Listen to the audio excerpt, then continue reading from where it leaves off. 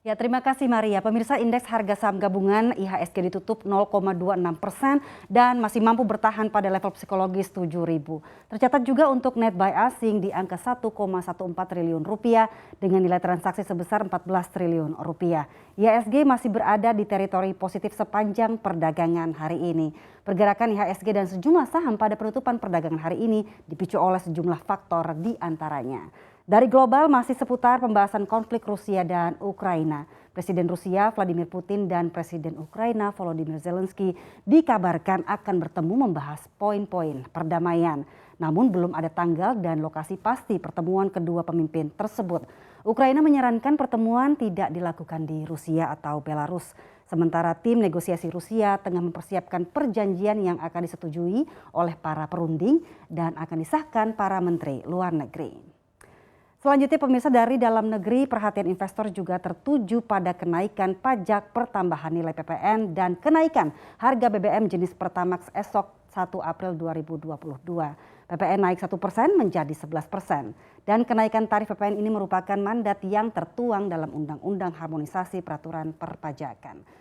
Sementara harga keekonomian BBM jenis Pertamax pada 1 April 2022 diperkirakan di atas Rp14.000 per liternya. Sebelumnya staf khusus Menteri BUMN mengatakan harga Pertamax perlu dikaji ulang dan tidak ada kenaikan sejak 2 tahun lalu.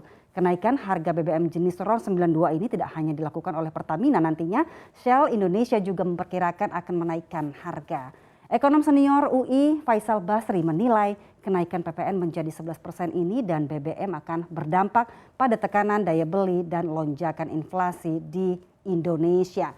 Dan yang juga menjadi perhatian pasar hari ini pemirsa adalah rilis kinerja sejumlah emiten, khususnya emiten konsumer. Yang pertama, emiten konglomerasi konsumer milik Grup Salim Indofood Sukses Makmur atau INDF yang meraih laba bersih sebesar 7,6 triliun rupiah sepanjang tahun 2021 atau naik 18% secara tahunan.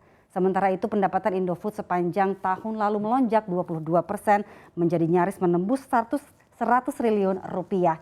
Direktur Utama Indofood Antoni Salim mengungkapkan di tengah tantangan global yang berkelanjutan, Indofood telah mencatatkan pertumbuhan yang positif.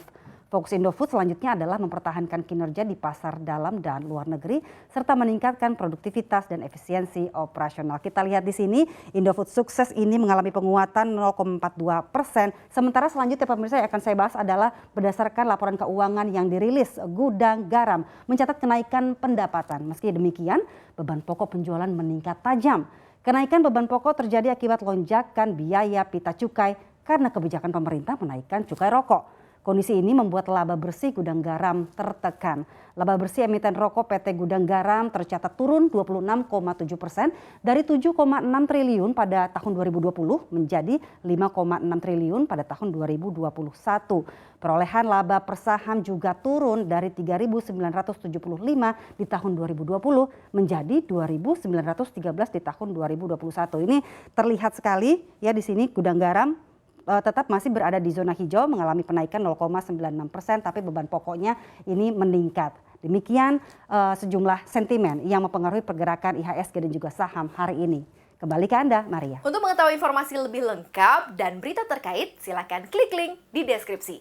Dan jangan lupa untuk install aplikasi CNBC Indonesia yang tersedia di App Store dan Play Store. Dan jangan lupa subscribe ya.